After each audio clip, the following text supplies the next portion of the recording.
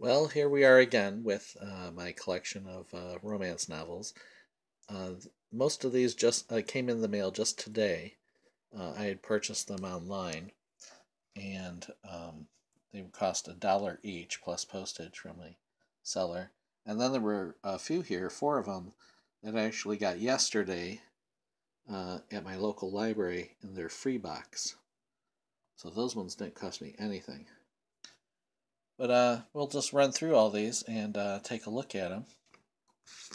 Now, I got three Tapestry novels, and this number 11, 26, and 79. And I need only 16 more books to have every Tapestry novel. I think there were around 94 of them. They were published by Pocket Books in the 1980s, and they're historical novels, as you can see there, taking place in all sorts of time periods. Janet Joyce is actually by two different writers, Janet and Joyce, I believe. Um, and we'll show some others here. Oh, they have nice back covers as well. There's illustrated back covers. Well, that one doesn't really, but those two do. All right, and so I got a Harlequin Regency. Now this is from the first Harlequin Regency series, which wasn't numbered. Contrary Lovers by Clarice Peters.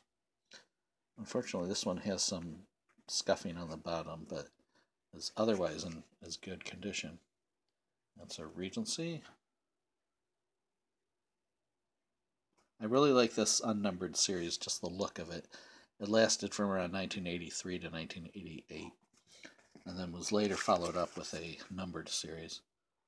Second Chance at Love was usually, which was published by Jove and Berkeley in the 1980s, was usually a contemporary romance, but they did do a couple historicals. You can see there it says The Forgotten Bride Regency. There's the picture. And so I don't really collect Second Chance at Love, but I do like Regency novels, so I did buy that. This one was really cool. Jane Castle, who's also Jane Ann Krentz. Genevieve Jones. It's like a mystery book, published by Dell in the 1980s. Guinevere Jones. And the back cover. And apparently this was a series of books. Follows a baffling trail of high-voltage video game clues to solve a computer crime. If you like moonlighting, Remington Steele, watch for the next 3 exciting installments. Parker's Island, an enchanting romance by Joan Thompson. This is a nice cover there. This was published by Ballantine in, I think, sometime in the late 70s, maybe? 1979.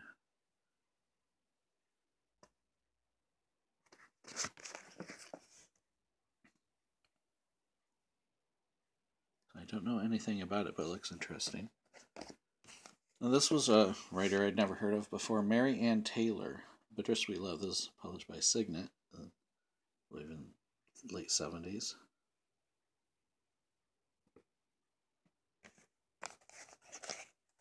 And it has an ad on the back cover there for another Signet romance book.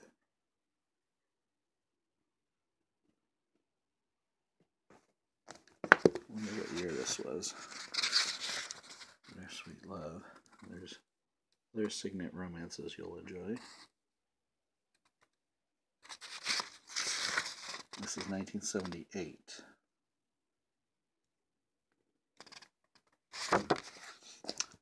Now, Maxine Patrick. I got 3 Maxine Patrick books. Who is also published by Signet. This is from 1980. 1981. Patricia Maxwell, who, if memory serves, is also Jennifer Blake, who wrote historical novels at that time. These are kind of thin contemporary romances.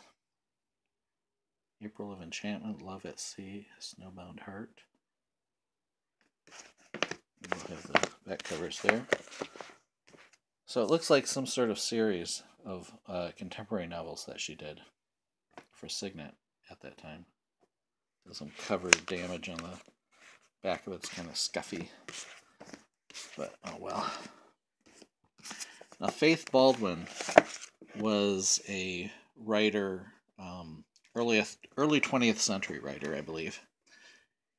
Sort of like Kathleen Norris and Emily Loring and people like that. And this is published by Warner Books, Warner Paperback Library, I think 1973. But when you look on the copyright info, you can see all these other books that she wrote. It's 1933.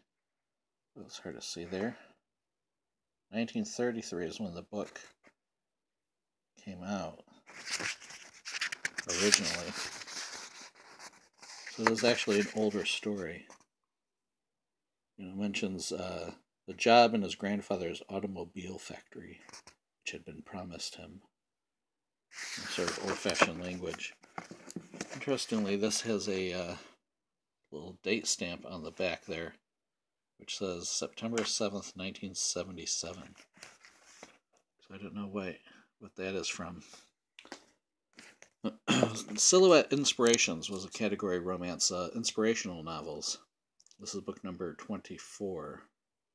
And this is when Silhouette was still being published by Simon & Schuster, before they'd been purchased by Harlequin.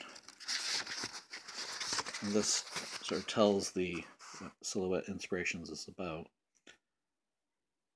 Love stories, novels of hope and faith about people who have made a commitment or recommitment to their lives to Christ. So it's very explicitly Christian in there. This was December 1984. This is a division of Simon & Schuster. There's the back cover.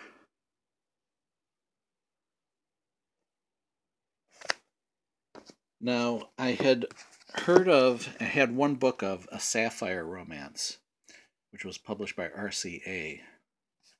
And I got two of them today, which gave me a little more information about them. And this one says volume number 34. I did not know previously that they went up that high. And this one is even later. It's a different cover design.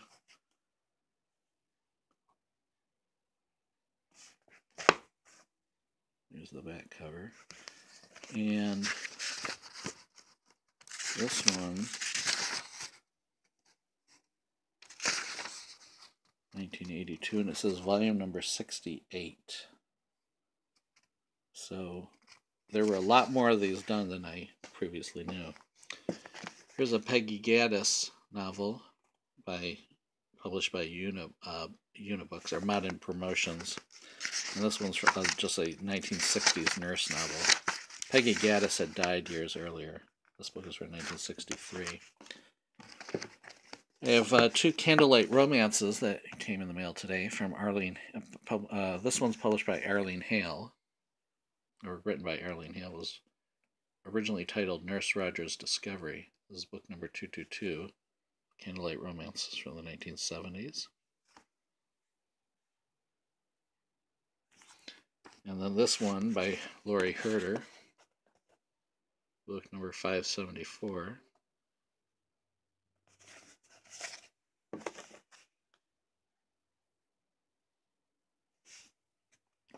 All right, now we have some Fawcett Regency novels. There's a book by Sylvia Thorpe. This one's published in the 1970s, a historical romance by Fawcett. But I believe it's from 1953 originally. Yeah, 1953, copyright Sylvia Thorpe. And this one by Frida Michael, Counterparry, a Georgian romance. cover. A book, Coventry Romances, book number 178. Phyllis Ann Carr, Regency Love Story. Came out in 1981, I think. 1982, something like that. This one was Harper Monogram. Had a Harper Collins, Harper paperbacks. Kathy Maxwell, who's written a lot of Regency type stuff. This is one of her early ones. It's kind of a thick book. This one came out in 1994.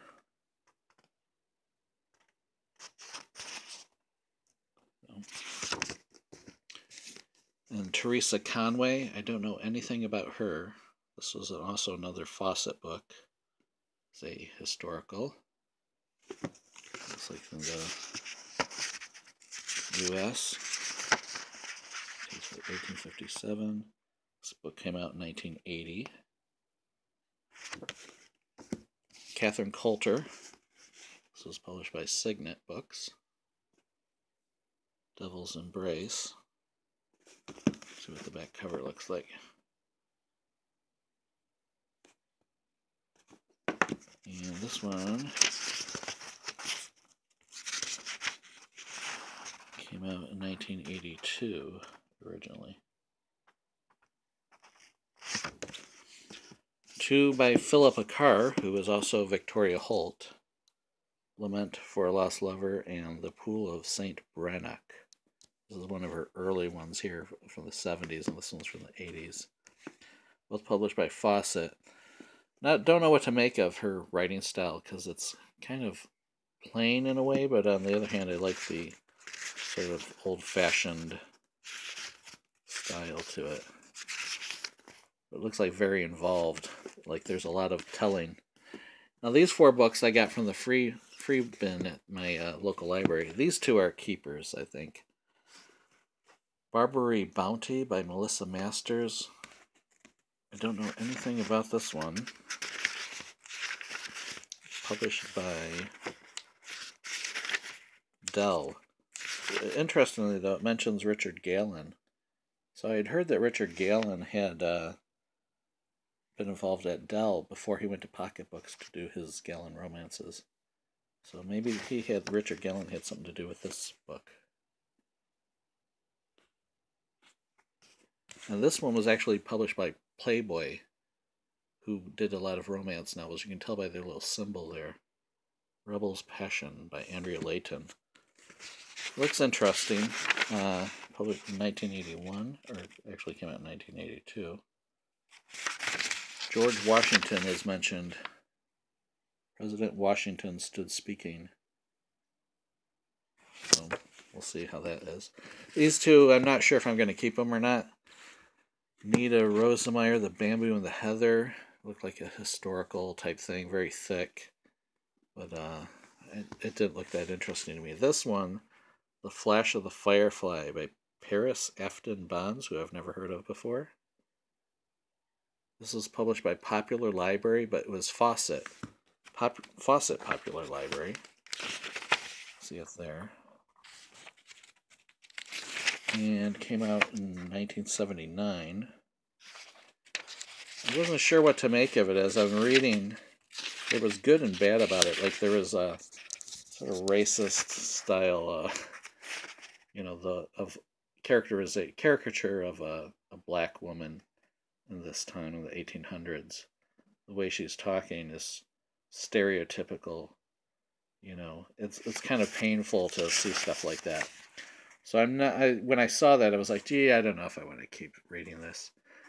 On the other hand, sometimes they can be kind of crazy, stories like that. When, you read, you can't really believe what you're reading. That can be kind of entertaining in itself, in a kind of cringy, like, jaw-dropping manner.